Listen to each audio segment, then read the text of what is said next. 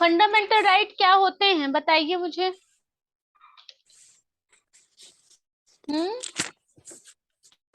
Fundamental right क्या होते हैं? सिटीजन हमने देख ली, भारत का क्षेत्र देख लिया। अब हम लोग बात करते हैं जहां पे हम हैं वहां पे उनके अधिकारों की। तो फंडामेंटल राइट्स क्या होंगे हमारे? जो संविधान में शामिल हो, पहली शर्त क्या है? जो संविधान में दिया हुआ हो, है ना। यस। संविधान में क्या हो? सम्मिलित हो। और दूसरा क्या हो? मान्यता प्राप्त हो। मतलब राज्य के द्वारा जिसको क्या हो? मान्यता प्राप्त हो, उनको हम क्या कहते हैं? राज्य के द्वारा जिनको मान्यता प्राप्त अधिकारों को क्या कहा जाता है? मौलिक अधिकार कहा जाता है। यानी संविधान में सम्मिलित होना चाहिए, सरकार राज्य द्वारा उसको मान्यता प्राप्त होनी चाहिए। ठीक है। Yes ma'am. माना जाता है कि मौलिक अधिकार जो हैं मानव के नार्सैंगिक अधिकार हैं। कौन से हैं? नैसर्गिक अधिकार। हाँ, नैसर्गिक अधिकार हैं जो मानव को अपनी क्षमताओं को विकसित करने के लिए सर्वोत्तम वातावरण उपलब्ध कराते हैं। क्या करते हैं ये?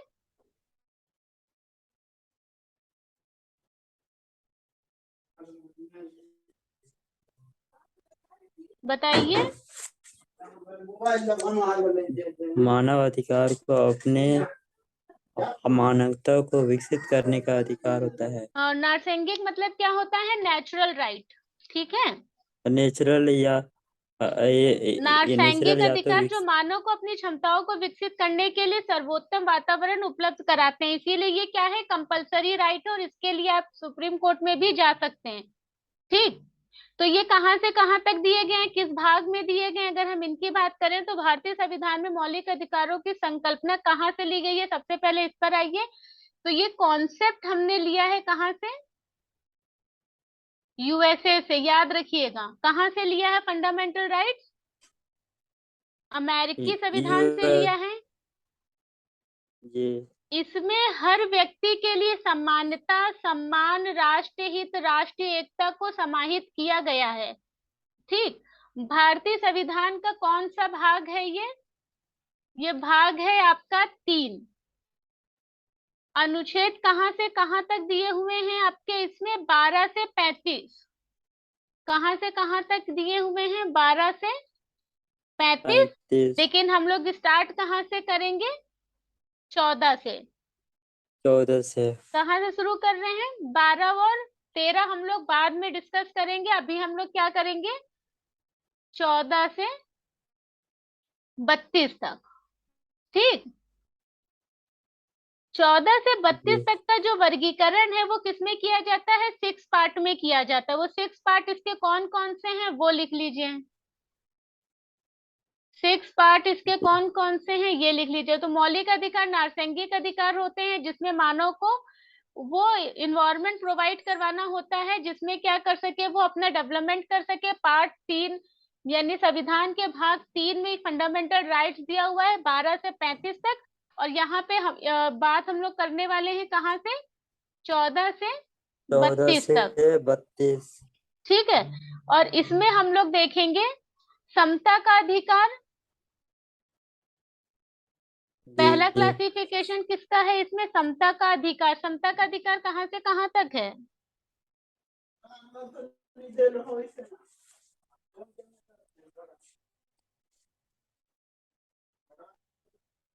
क्यों? समता का अधिकार कहाँ से कहाँ तक होगा? 14 से 18 लिख लीजिए। राइट टू इक्वेलिटी कहाँ से कहाँ तक है? समता का अधिकार। राइट टू इक्वेलिटी हो गई आपकी 14 से 18। भी इसको सबको डिटेल में करेंगे, पहले इसको ऐसे लिख लीजिए। फिर है right of freedom, right to freedom. ठीक है, यानी स्वतंत्रता का अधिकार। स्वतंत्रता का अधिकार कहाँ से कहाँ तक है? ऑब्वियसली 19 से 22 तक है। शोषण के विरुद्ध अधिकार,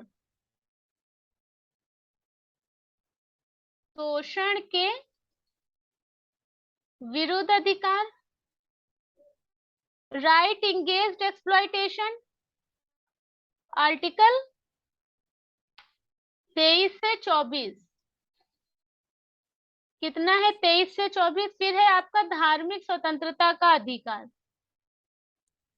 कौन सा है? धार्मिक स्वतंत्रता का अधिकार। स्वतंत्रता का अधिकार। Right to freedom of religion, right to freedom of religion कहां से कहां तक है आपका? 25 से 28।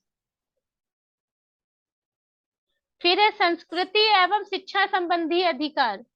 कल्चर एंड एजुकेशन फ्रीडम की बात की जा रही है, तो right to culture and education freedom.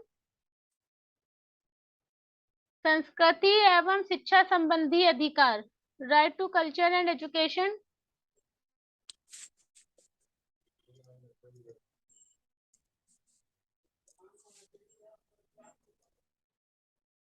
ये कहां से है? 29 से 30 तक।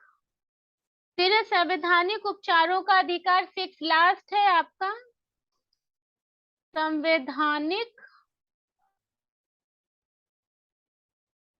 उपचारों का अधिकार, यह है आपका article 32। Right to constitutional remedies. यहां तक की क्लियर है? Yes ma'am. लिख लिया? Yes ma'am. ओके, तो ये 6 में इनका क्लासिफिकेशन किया गया है। ठीक है, 6 में इनका क्लासिफिकेशन यस किया मैम। गया है। अब इसमें बात करते हैं। देखो, मौलिक अधिकार हमने देखा है 12 से 35 तक है, लेकिन मेन बात है कि भारत में अधिकार जो है वो हम देख ले, क्योंकि मौलिक अधिकारों का तात्पर्य तो हमने देख लिया है कि जो व्यक्ति के नार्संगिक विकास और उनके भौतिक विकास के लिए जरूरी होते हैं और जिन्हें संविधान का विशेष संरक्षण प्राप्त होता है, वो हमारे मौलिक अधिकार होते हैं। ठीक है, भारत में अधिकार 4 प्रकार के होते हैं, ये भी देख लीजिए। अगर राइट्स की बात करें तो राइट कितने प्रकार के हैं भारत में? 4 प्रकार के हैं, जिसमें पहला है हमारा मूल अधिकार यानी फंडामेंटल राइट्स। फंडामेंटल राइट्स हमारे कहाँ पर दिए हुए हैं? भाग पार्ट, मतलब पार्ट हमारा 3 में हमने देखा है जो दिए हुए हैं, जितने भी हमने अभी आर्टिकल देखे हैं वो हो गया। दूसरा हो गया कॉन्स्टिट्यूशनल राइट। कौन सा हो गया? Constitutional right. Constitutional right. Constitutional right मतलब संवैधानिक अधिकार। कौन सा हो गया? संवैधानिक अधिकार।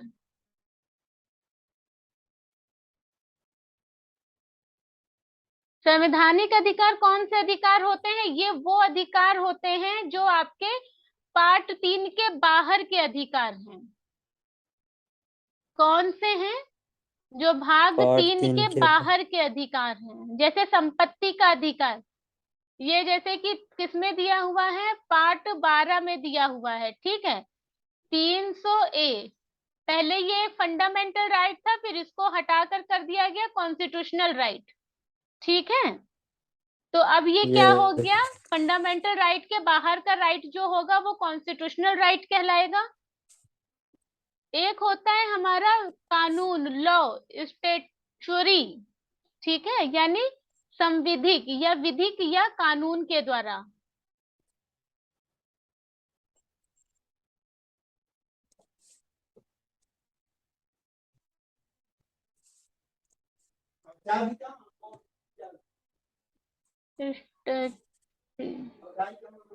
ठीक है, ये कौन सा हो यस गया हमारा? मैम। सांविधिक या विधिक या कानून, जिसको पार्लियामेंट कानून बनाकर लागू करे, जो संविधान में नहीं है। ठीक है, लेकिन संसद के द्वारा बनाया जाए। जरूरत पड़ने पर अगर हम कोई संविधान में बनाते हैं कोई कानून, तो उसे सांविधिक कहते हैं, जो संसद के द्वारा बनाया जाता है। जैसे महिलाओं का मातृत्व अवकाश, ये जरूरी हो गया तो बाद में हमने इसको बनाया, एक कानून इसके लिए बनाया गया। ठीक है, यस मैम। लास्ट होता है आपका ह्यूमन राइट। ह्यूमन राइट मतलब मानव अधिकार। मानव अधिकार से मतलब ये है जो मानव के लिए, जैसे वोटिंग राइट, ठीक है। Yes ma'am. देखो संवैधानिक अधिकार जो है ये हमारा 326 दिया हुआ है। 326 क्या है, हमारा कॉन्स्टिट्यूशनल राइट है। लेकिन इसमें हमको क्लियर नहीं दिया हुआ है मतदान का अधिकार। तो इसको हम जब मिला के पढ़ते हैं तो ये कंप्लीट नहीं होता है। तो मानव अधिकार जैसे जन प्रतिनिधित्व अधिनियम बनाया गया, किसके द्वारा, रिप्रेजेंटेटिव एक्ट बनाया गया पार्लियामेंट के द्वारा। यह एक कानूनी अधिकार है जो मानव के प्रोटेक्शन के लिए जरूरी था। तो ये हमारा बनाया गया बाद में। जैसे मतदान का अधिकार, तो 326 ए में जो प्रोविजन दिए हुए हैं, क्योंकि 326 क्या है, संवैधानिक अधिकार है, लेकिन यहाँ पे मतदान का अधिकार स्पष्ट नहीं दिया हुआ है, इसलिए इसको मानव के लिए कंपलसरी मानते हुए मानव अधिकार का प्रावधान किया गया। क्लियर है ये? Yes ma'am. अब राइट हमें पता चल गया, 4 तरह के राइट होंगे। कौन कौन से होंगे? फंडामेंटल राइट्स हो जाएंगे, कॉन्स्टिट्यूशनल राइट्स हो जाएंगे, स्टैट्यूटरी राइट्स हो जाएंगे, और क्या हो जाएगा, मानव अधिकार हो जाएंगे। जिसमें हम सबसे पहले कौन सा पढ़ेंगे?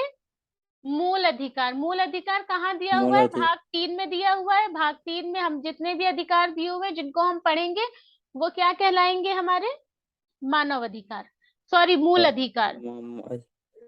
मूलाधिकार। ठीक है। Yes ma'am.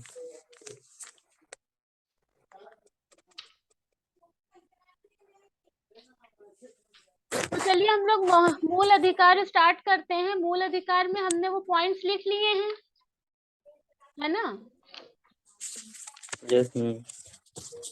इसमें हम लोग आर्टिकल 12 और 13 पहले देख लेते हैं। ये हमारा मूल अधिकार नहीं है, लेकिन आर्टिकल 12 और 13 पढ़ना तो है ही है हमको। तो आर्टिकल 12 क्या कहता है हमसे? आर्टिकल 12 में राज्य की परिभाषा दी हुई है। क्या किया गया है? 12 में राज्य की डेफिनेशन ऑफ स्टेट दिया हुआ है। डेफिनेशन ऑफ स्टेट, राज्य की परिभाषा दी हुई है कि राज्य क्या होगा। तो बोला है संघ की संसद होगी। क्या होगा?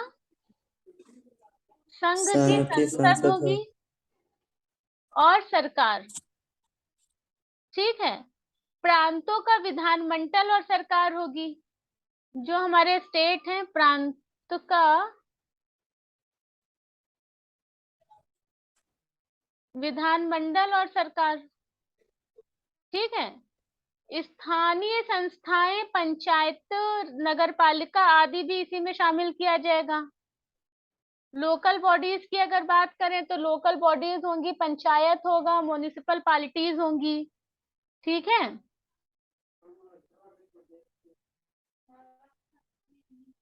नगर पालिका आदि।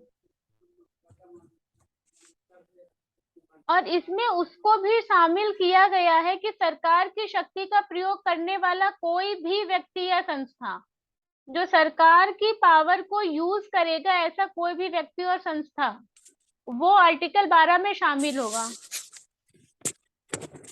अगर एक शब्दों में कहा जाए तो सरकारी तंत्र से संबंधित सभी संस्थाएं। ठीक है। एक यस बार मैम। में अगर कहा जाए तो सरकारी तंत्र से संबंधित सभी संस्थाएं। यहाँ तक की बात क्लियर है? जी। तो आर्टिकल 12 क्लियर हो गया। आर्टिकल 13 क्या कहता है हमसे? आर्टिकल 13 क्या कहेगा? आर्टिकल 13 की बात कर लेते हैं। संसद ऐसा कोई भी कानून नहीं बना सकती है जो मौलिक अधिकारों को कम या समाप्त करे। आर्टिकल 13 क्या कहता है? कि पार्लियामेंट कोई भी ऐसा कानून नहीं बनाएगी जिससे जो फंडामेंटल राइट्स हैं उनको सीमित करा जाए या उसको खत्म किया जाए। ठीक है। yes, पार्लियामेंट ऐसा कोई भी कानून नहीं बना सकती है जो फंडामेंटल अधिकारों को कम करे या समाप्त करे। तो अब यहीं से एक बात उठकर आ जाती है कि फंडामेंटल राइट्स जो है वो संशोधनीय है या नहीं है। तो इसमें दो तीन केस लिख लो, जैसे मौलिक अधिकारों में संशोधन किया जा सकता है या नहीं किया जा सकता है। तो इसमें सिंपल सी चीज है, आर्टिकल 13 से ही ये निकल कर आता है। तो इसमें क्या है कि शंकरी प्रसाद बनाम भारत संघ। शंकरी कौन थे? बिहार के जमींदार थे। ठीक है। जी, शंकरी प्रसाद बनाम भारत संघ 1951। इसमें कहा गया कि संशोधन किया जा सकता है फंडामेंटल राइट्स में। 1951 की बातें कहा गया कि किया जा सकता है। दूसरा केस आया सज्जन सिंह का, सज्जन सिंह बनाम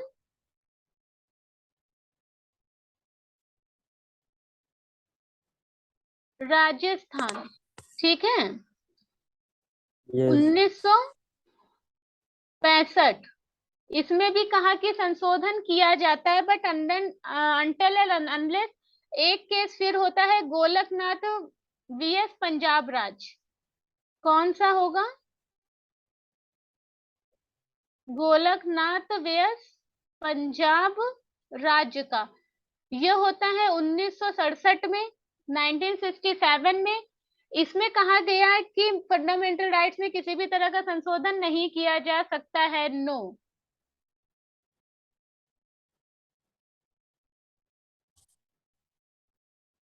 और कहा गया है कि ये प्रोस्पेक्टिव ओवर रूलिंग है, यानी भविष्यलांछी अध्यारोपण है। क्या बताया गया?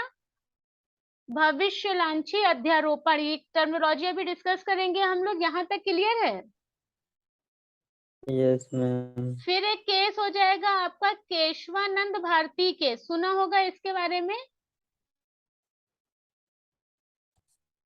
केशवानंद भारती वीएस भारत संघ का जो, सॉरी, केरल राज्य का है, ये केरल राज्य। इसमें क्या कहा गया? फिर से कहा गया कि हाँ, हो सकता है, मौलिक अधिकारों में परिवर्तन हो सकता है विशेष बहुमत और संशोधन करके। लेकिन यहां से क्या आया? आपका मूल ढांचे का सिद्धांत दिया गया। बेसिक स्ट्रक्चर, ये क्वेश्चन कई बार आपसे पूछा हुआ है। तो यहाँ पे क्या किया गया? बेसिक स्ट्रक्चर्स का आपको प्रिंसिपल्स लाए गए यहाँ पे। फिर आपका एक केस हो जाएगा मिनर्वा मिल्स वीएस भारत संघ। कौन सा हो जाएगा? मिनर्वा मिल्स भारत संघ। ठीक है। 1980। केशवानंद भारती के डेट नहीं लिखवाया, 1973। 1980। ठीक है। Minerva yes miss ma'am, VS Bharat संघ, इसमें भी कहा कि मूल अधिकारों में परिवर्तन हो सकता है। यहाँ तक के क्लियर है? जी, नोट कर लिया सब? जी, क्योंकि इसका पीडीएफ एक साथ मिलेगा, जब फंडामेंटल राइट्स कंप्लीट हो जाएंगे तब पॉलिटी के नोट्स आएंगे। क्योंकि जी, ऐसे थोड़ा थोड़ा कैसे देंगे, है ना। yes, ये चीज क्लियर हुई कि मौलिक हाँ जी, अधिकारों हो में गया, संशोधन हो सकता है या नहीं हो सकता है। ये अलग अलग केस में, अलग अलग साल में अलग अलग डिसीजन आए। लेकिन अगर हम लोग करंट की बात करें, आज अगर हम लोग बात करें, तो संसद मौलिक अधिकारों में संशोधन कर सकती है। याद रखिएगा, पार्लियामेंट के पास ये एलिजिबिलिटी है कि वो क्या कर सके, मौलिक अधिकारों में संशोधन कर सकती है। फंडामेंटल में संशोधन सदैव विशेष बहुमत से होगा, स्पेशल मेजोरिटी के साथ ही ये होगा। ये याद रखने वाली बात है, सिंपल मेजोरिटी नहीं, स्पेशल मेजोरिटी चाहिए, विशेष बहुमत चाहिए। ठीक है। yes, बहुमत से किया जाएगा, मतलब प्रोसेस को कॉम्प्लिकेटेड बनाया गया है, आसानी से नहीं होगा। और एक चीज क्लियर कट अंडरलाइन करके बोली गई है इसमें कि कोई मूल ढांचा, अगर फंडामेंटल राइट में कोई बेसिक स्ट्रक्चर पाया जाता है तो मूल ढांचे में कोई परिवर्तन नहीं होगा। क्लियर है? Yes madam. यहाँ तक एक समझ में आ गया? आर्टिकल 12, आर्टिकल 13 सीक्वेंस से हम यस लोगों ने मैम। किया है आर्टिकल 1 से आर्टिकल 13 तक। याद रखिएगा 1 से 4, 5 से 11 और उसके बाद भाग 3, 12 से 35। ठीक है, भाग 1, भाग 2, भाग 3, आर्टिकल 1 से 4, 5 से 11, 12 से 35। क्लियर है ये बात? Yes ma'am. अब आर्टिकल 14 की बात करते हैं। 13 तक तो बात हो गई। समता का अधिकार पहला पॉइंट है आपका, है ना? आर्टिकल 14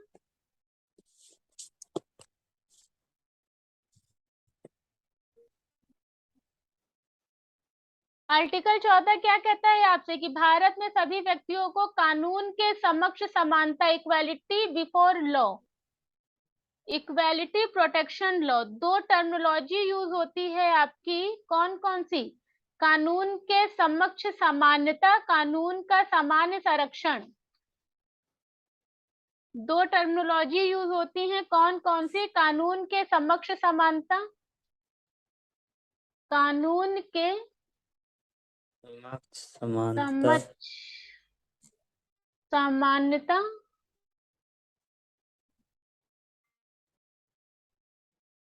और कानून का सामान्य संरक्षण, इक्वलिटी प्रोटेक्शन लॉ।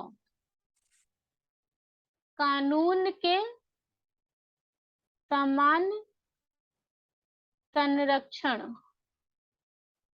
ठीक है, प्राप्त होगा। आर्टिकल 14 ये बात आपसे कह रहा है कि कानूनों के समक्ष समानता होगी, कानून के सामान्य संरक्षण। जितना जितना, जैसे कि अगर एक को मर्डर की सजा जो मिलेगी, दूसरे को भी मर्डर की वही सजा मिलेगी। ऊंच नीच भेदभाव यहाँ पे काम नहीं करेगा।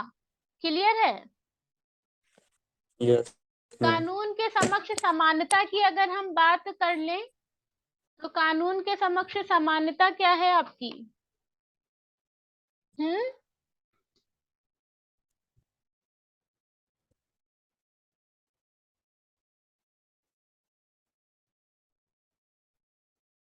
बोलिए। कानून के समक्ष समानता, अगर इसकी बात करें तो यह एक नकारात्मक अवधारणा है। याद रखिएगा, कानून के समक्ष समानता एक नकारात्मक अवधारणा है। विशेषाधिकार का ना होना है इसमें। क्या है ये? एक पहले वाले की बात कर रहे हैं इसकी,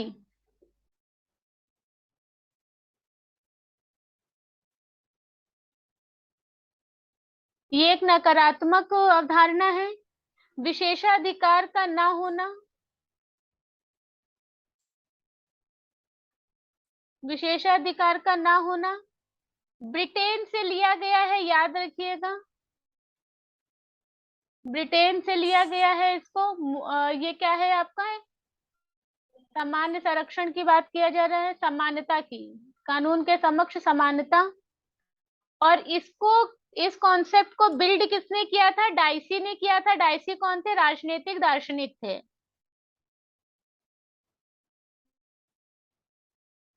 क्लियर है ये बात? Yes madam. समझ में आ रहा है? Yes ma'am. विशेषाधिकार का विभेद क्या होता है? विशेषाधिकार की अगर आप बात करो तो विशेषाधिकार है क्या? अभी हमने विशेषाधिकार की बात की है ना, कि विशेषाधिकार का ना होना। तो इसमें दो एस्पेक्ट्स होते हैं, एक आपका होता है वीकर्स के लिए और एक होता है आपका स्ट्रॉन्ग पर्सन के लिए। तो जो किसी भी सबल व्यक्ति को विशेषाधिकार नहीं होगा, मतलब अगर मान लो कोई बहुत ही पावरफुल व्यक्ति है तो उसके लिए क्या है, कोई स्पेशल प्रोविजन नहीं है। जो एक रिक्शे वाले के लिए या एक जो पुअर मैन के लिए प्रोविजन होगा, वही एक रिच मैन के लिए भी प्रोविजन होगा। ठीक है? अब यस। जैसे कि आईएएस का फॉर्म अगर आप डाल सकते हैं तो आईएएस का फॉर्म कोई अधिकारी का बेटा भी डाल सकता है, तो इसमें सबल के पक्ष में भी नहीं होगा। कोई अगर पावरफुल है तो ऐसा नहीं है कि वो उसके पक्ष में चला जाएगा, या कोई निर्बल है तो नहीं हो जाएगा। ठीक है, तो सकारात्मक यस विभेद है मैम। और संरचनात्मक विभेद है।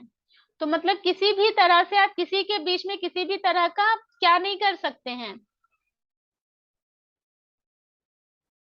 हम्म,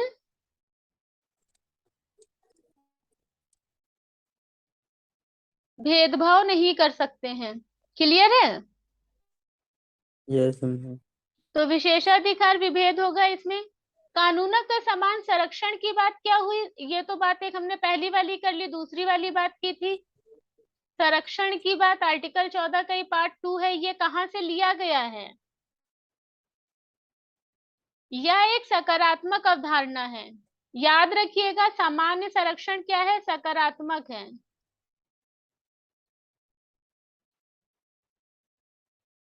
प्रोटेक्शन ऑफ लॉ की बात चल रही है, प्रोटेक्शन ऑफ लॉ की, ठीक है। कानूनों का सामान्य संरक्षण, यह एक सकारात्मक अवधारणा है। इसका अर्थ है कि समान परिस्थितियों में समान व्यवहार करना, अर्थात समान परिस्थिति में कानूनों को लागू किया जाना। क्योंकि अगर कोई विशेष सर्कमस्टांसेस बन जाते हैं तो आपके फंडामेंटल राइट्स भी अबॉलिश किए जा सकते हैं। ठीक है, उसमें से भी कौन से नहीं होते हैं यस वो मैम। हम लोग बाद में बात करेंगे, लेकिन कुछ को सस्पेंड किया जा सकता है। अगर इमरजेंसी लगा दी जाए तो आपके कुछ फंडामेंटल राइट्स को क्या करा जाता है? सस्पेंड किया जा सकता है।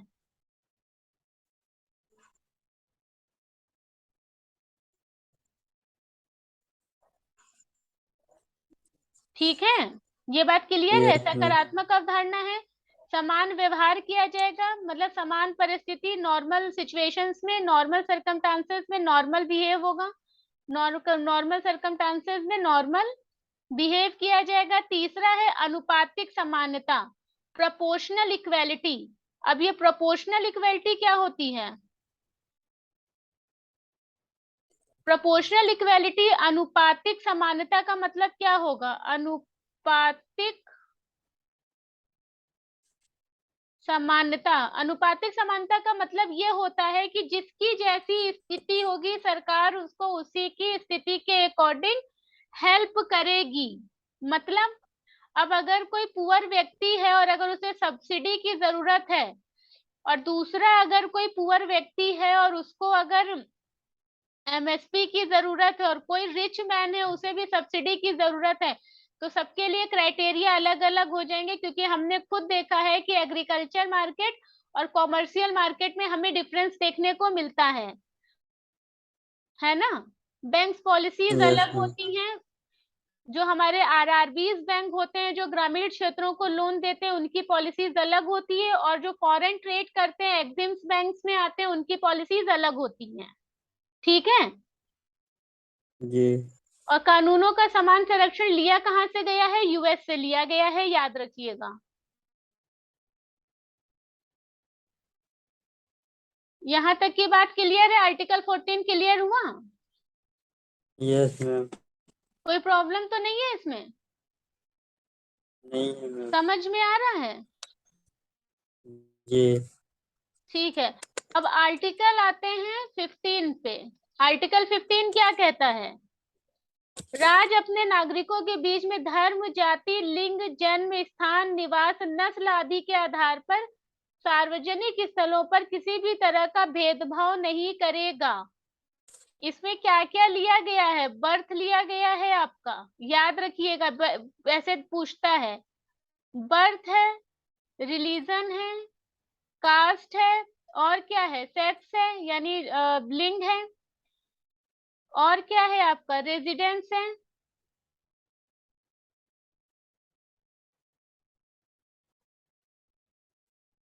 और क्या है? नस्ल है। ठीक है, इन सब यस। के आधार पर किसी के साथ किसी भी तरह का भेदभाव नहीं होगा। लेकिन इसमें देखिएगा एक अपवाद है। एक्सेप्शंस क्या है इसका? कि इसमें वुमेन्स को शामिल नहीं किया गया है, ना इसमें चिल्ड्रन को शामिल किया गया है, ना इसमें एससी और एसटी को शामिल किया गया है और ना ही इसमें दुर्बल वर्ग को शामिल किया गया है। ठीक ठीक है, यानी वीकर यस, सेक्शन भी नहीं इसमें शामिल है, एससी एसटी नहीं शामिल है, चिल्ड्रन नहीं शामिल है, वुमेन नहीं शामिल है। इसमें क्या क्या शामिल है? धर्म, जन्म, जात, कास्ट, नस्ल, लिंग के आधार पर किसी भी तरह का कोई भी भेदभाव सार्वजनिक स्थानों पर नहीं किया जाएगा। मतलब अगर आप एक ब्लैक व्यक्ति हैं और आप जाते हैं और आप सामान लेते हैं तो आपके साथ नहीं किया जाएगा। एससी एसटी प्रोटेक्शन एक्ट अलग है, व्हीकल सेक्शन एक्ट अलग है, वुमेन एक्ट अलग है, चाइल्ड एक्ट अलग है। यहाँ पे जो आर्टिकल 15 में आपसे डायरेक्ट दे के पूछा जाता है उसमें अगर ये child, vehicle section, SC ST और वुमेन देगा तो गलत हो जाएगा।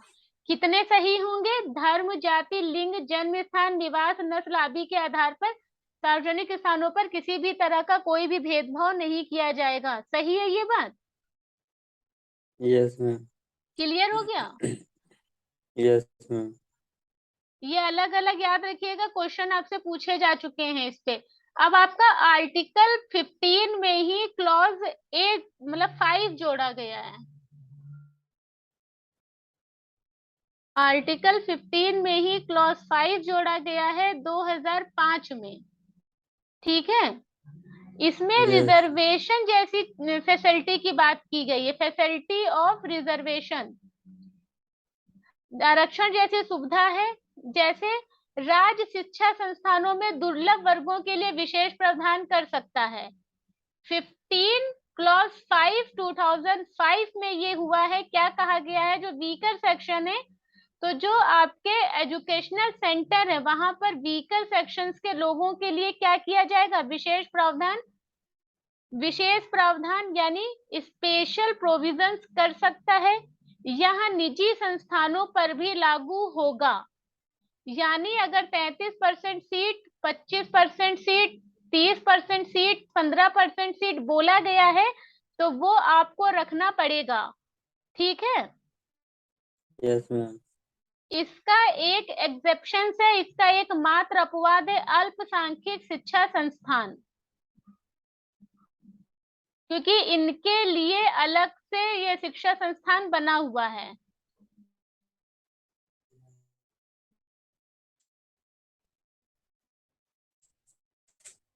क्लियर है? यस मैम, तो आरक्षण के प्रमुख रूप क्या क्या हो सकते हैं? सेवा में, राजनीतिक संस्थाओं में और शिक्षा संस्थानों में। शिक्षा संस्थानों में आपको कहाँ से मिल रहा है? राइट, 15 क्लॉज 5 से, यहां से। क्लियर है यहाँ तक? यस मैम, कौन सा अमेंडमेंट है? याद रखिएगा, 93rd कॉन्स्टिट्यूशनल अमेंडमेंट एक्ट, 93 संविधान संशोधन अधिनियम।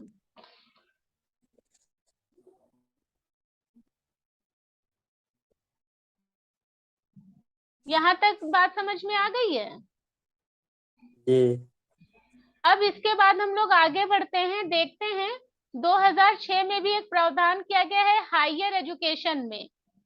ठीक है, तो संसद ने केंद्रीय उच्च शिक्षा संस्थान, तो पार्लियामेंट ने सेंट्रल हायर एजुकेशन इंस्टीट्यूट में नामांकन में आरक्षण अधिनियम 2006 पारित किया है।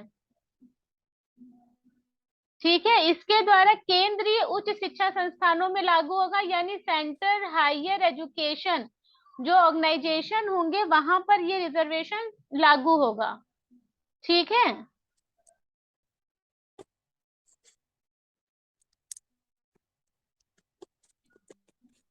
एक केस हुआ था, याद रखिएगा, अशोक